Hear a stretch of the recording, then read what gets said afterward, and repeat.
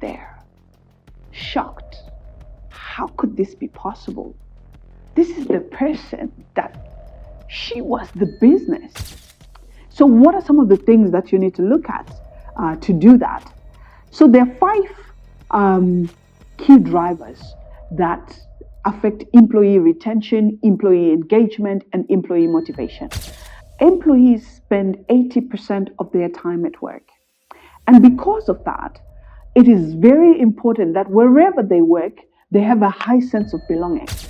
So when we talk about recognition, don't think about it in the big sense of giving big awards and big monetary gifts. So on a random Monday morning, I'm sitting in my office, I'm getting ready to start work, I'm getting ready for the new week. Somebody walks into my office, and this is not just anybody. This is somebody that I trust. This is like the rock star teammate on my team. This is the person that holds everything together. She walks up to me and she says, "Hey, boss, can we talk?" And I'm looking at her thinking, what do you mean, can we talk? Like, we talk every day. What? But once you hear somebody say, "Can we talk?" already you become alert and you know that something bad is coming. And for sure, something bad hit me. She sat down next to me and she said, "Listen, I've accepted another offer from another employer." And I sat there, shocked. How could this be possible? This is the person that she was the business. Besides me, she was the business. When people talked about our company, they talked about her. And what does it mean for someone who holds such a critical role, someone who the entire team relies on, to just say, "I've gotten another offer"? I couldn't believe it. The shock was real. I was silent for a very long time. And then suddenly, guilt started to hit me. What is it that I didn't do? Did I thank her? Did I tell her enough just how much she meant to this team? Did I appreciate the work that she was doing in the team? Did I give enough accolades for her to feel that her impact was actually being felt in the entire organization?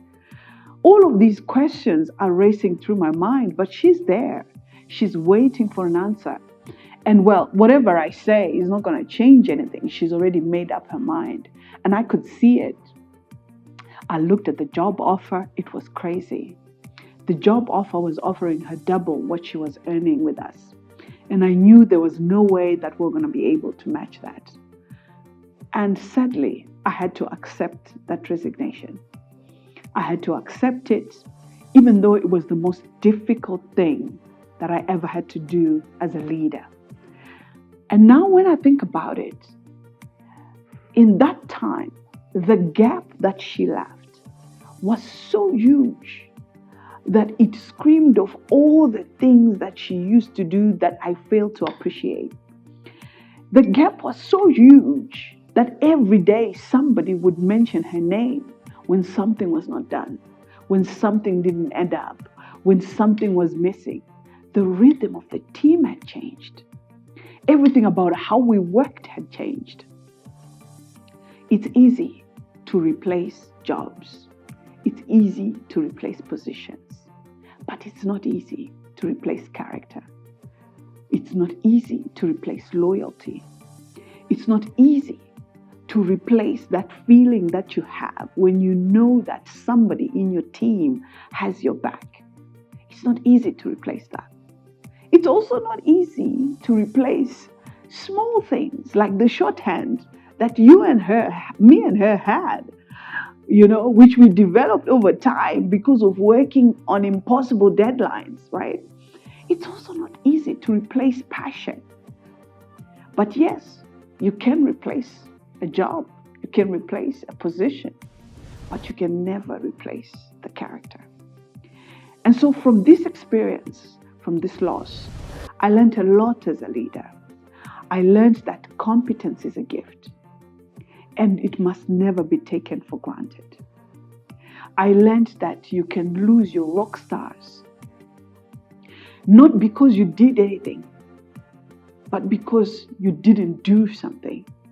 And what are those small things that you could do? There's so many.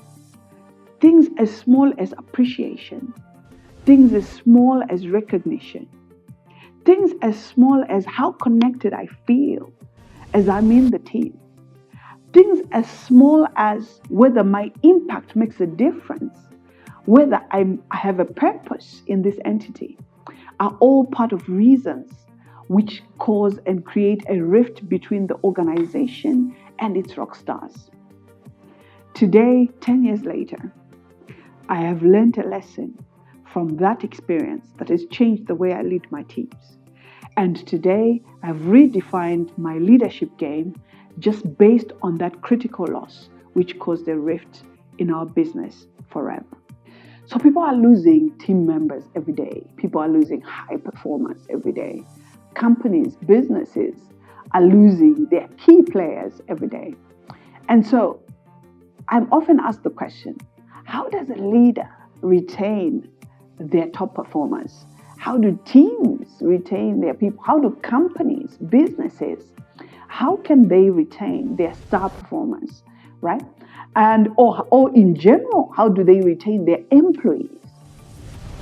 And my response to that question, first of all, is over the course of my 22 years of working in corporate, leading human capital teams, leading businesses as a CEO, one of the things I can tell you up front is that it's an unrealistic goal to try to retain 100% of your employees because it's never possible. It's not going to happen. People have ambitions. People want to grow. People want to move on. It's part of the journey of life. But if that is not possible, then what is a realistic goal? A realistic goal is to say you want to retain 100% of your top performing employees. And that kind of goal allows you to dedicate enough time, enough resources, and enough energy to actually making sure that those people are well taken care of, enough to stay with the business. And why is it important to look at these top performers? Because most businesses are driven by only 20% of their employees. Most businesses are actually performing because of the input of usually about 20% of their employees. The rest of the people are there, yes. They're working, yes. They're contributing, yes. But if you look at it, research has shown that most businesses are actually driven to super performance by only about 20% of the workforce. And the rest just support, they just exist, they bring their contribution, but they don't give extra. They don't put extra effort, they don't go the extra mile. And so when you're looking at retention, you want to retain those people that are pushing you beyond the line. So what are some of the things that you need to look at to do that? So there are 5 key drivers that affect employee retention, employee engagement, and employee motivation. These are sense of belonging, sense of ownership, sense of recognition, sense of purpose, and sense of empowerment. Now, if you are able to take care of all these 5 senses, then you can be sure that you're most likely to have a highly engaged employee who's going to stay with the business for a very long time. Now, let's look at these individually. I'll start with the sense of purpose. So the sense of purpose is saying, when I come to your organization and I work for you, I want to know why we do what we do. I want to know what is the greater impact that I'm creating because of the work that we're doing. Now, especially children, or not necessarily children, but people in the Gen Z, Gen X, and younger generation, from their perspective, it's very important to go into purpose-linked jobs. So they look at companies that are driving sustainability, companies that are looking at diversity, companies that are driving impact in terms of building communities and all of that. So they're looking for a sense of purpose. What I'm doing, how is it contributing to the greater good of the world. And so it's important that leaders create a high sense of purpose in their teams. They must explain why they do things. They must actually share with their team members the organizational strategy. What is the end game? Where are we trying to get to? And if we do all these things right, what kind of change are we going to create in the world? And I find that in a lot of companies, leaders believe that, the strategy is theirs. The strategy is a secret. And employees just need to do what they're told to do. This takes away from the sense of purpose. And it takes away from the connection that you could otherwise build if you are more transparent with your strategy and your long-term gain. So that's sense of purpose. Now we come to the sense of belonging. Employees spend 80% of their time at work. And because of that, it is very important that wherever they work, they have a high sense of belonging, because their work is their life. If you're spending 80% of your time at a specific place, that is your life. And so if you're there, you want to have a very high sense of belonging. So you want to feel connected. You want to feel that you matter. You want to feel seen. You want to feel that people can see me. They can see what I'm doing. And so leaders need to put in a lot of work to help people to have a high sense of belonging. Now, what leaders do sometimes unintentionally can actually make people feel like they don't belong. For example, let me give a very small example, which is that, leaders can wake up and say happy birthday to team members in a WhatsApp group, for example. And today it's John. Happy birthday, John. Tomorrow it's Mary. Tomorrow it's Mark. Happy birthday, happy birthday. And then they forget just the one guy on his birthday. When you do that, that person starts to feel like, I don't belong here. These people don't even know that it's my birthday. They don't even see me. And yet they can see everybody else. So sometimes it's small things and sometimes it's big things. But what's most important is that leaders must foster a strong sense of connection that makes people feel seen, feel valued, and feel like they are a big part of the company. From there, we go to a sense of empowerment. And what are we looking at here? People want to be empowered. When you hire smart people, you don't want to hire smart people and then tell them what to do. I think this is one of the sayings from Steve Jobs, one of the very popular sayings from Steve Jobs. When you hire smart people, you want to give them autonomy. You want to empower them to make decisions. You want to empower them to drive the growth of the business. You want to empower them to reach their full potential. And by doing that, people feel like, oh my God, I have space in this organization to learn and grow. I have space to contribute to my full potential. And so I am doing something that is empowering me and helping me to grow. People don't want to feel stifled. They don't want to be suffocated, because some leaders are really good at that. They're really good at giving instructions for every little thing that needs to be done. But human beings want to use their cognitive capacity to grow businesses. They want to use their intellectual capacity to the greater good of the companies that they work for. And so it's important to empower our teams. And when we talk about empowerment, we also speak about empowerment from the sense of in their personal lives. When I'm coming to work, there's a reason why I'm there. I want to grow my family. I want to build a home. I want to buy a car. I want my kids to go to great schools. I want my family to live a good life. I want to pay for my medical expenses, all of that. And so when we talk about empowerment, we're not just talking about empowerment in the job. We're talking about empowerment in terms of enabling the employee to take care of their families, to deliver on the promises that they gave, to their families. And so that means supporting them if they want to buy a house, supporting them if they want to buy a car, supporting them if they want to cover some of their families' expenses, etc. Creating an environment that can support them to do that. It could be by giving them a salary that makes sense for one. It could be by offering company loans that allow for them to do that. It could be anything, but all of that is in terms of empowering an employee to do the things that they want to achieve. And then we go to a sense of recognition. Now, sense of recognition says, am I recognized for the work that I'm doing?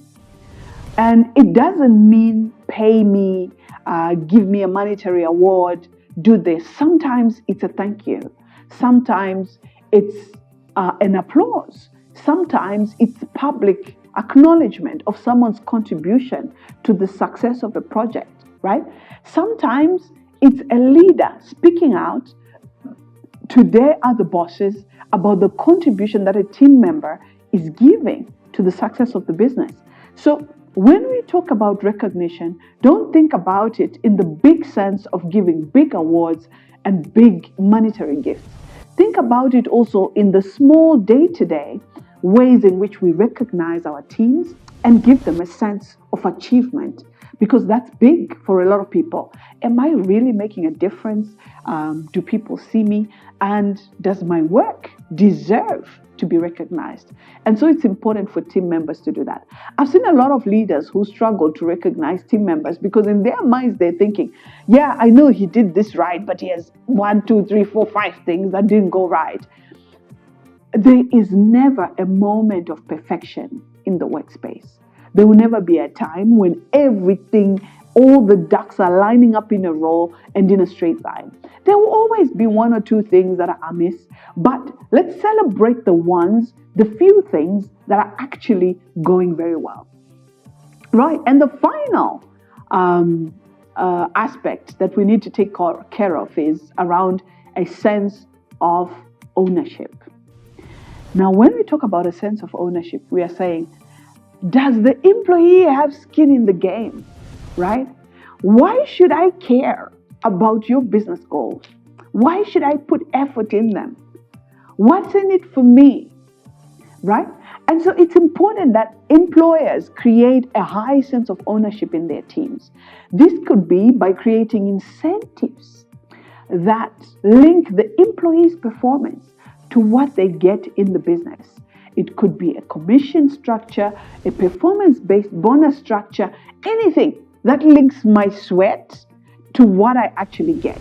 That creates a high sense of ownership in the final result. This could also be in terms of giving employees shares in the organization that can mature maybe after 10 years, after 15 years. And so if I have shares in the organization and they're going to mature in 15 years, I know that it's in my best interest for the share value of this company to rise, because that's also creating value for me. It's not just creating value for other people. So that ensures that not only does the employee see value in growing the business, but they also want to stay in the 15 years. They want to stay in the 10 years. They want to stay in the 5 years so that they can ensure that they reap the rewards from those shares when those shares actually mature. I've also seen companies where, employees are retained by being given performance bonuses that mature after 5 years, after 10 years. So they're told, it's not a performance bonus, sorry, it's a retention bonus, that they're told that after 5 years of staying with us, you're going to get this bonus. Let's say, for argument's sake, the bonus is $100,000. And the employee is told that in year 1, you're going to get 5,000, in year 2, 5,000. And then in year 5 is when you take 80,000 or 90,000, whatever the balance is. By doing that, now the employee knows that if I stay here and give the contribution I'm expected to give, I'm likely to benefit. I am going to benefit from this bonus. And so they're going to stay the 5 years in order to get that bonus at the end. I've also seen companies in Africa that give their employees mortgages, which are paid for by the company, which allow them to access homes, etc. And by doing that, the employee also is tied to the company or feels obligated to stay with the company in order to, pay off that mortgage, etc. So there are a lot of long-term things that drive a sense of ownership and create a good, strong retention program for the entity. So in summary, those are the 5 things that go under the 5 key drivers of employee engagement and motivation, which companies can take care of if they want to retain their team.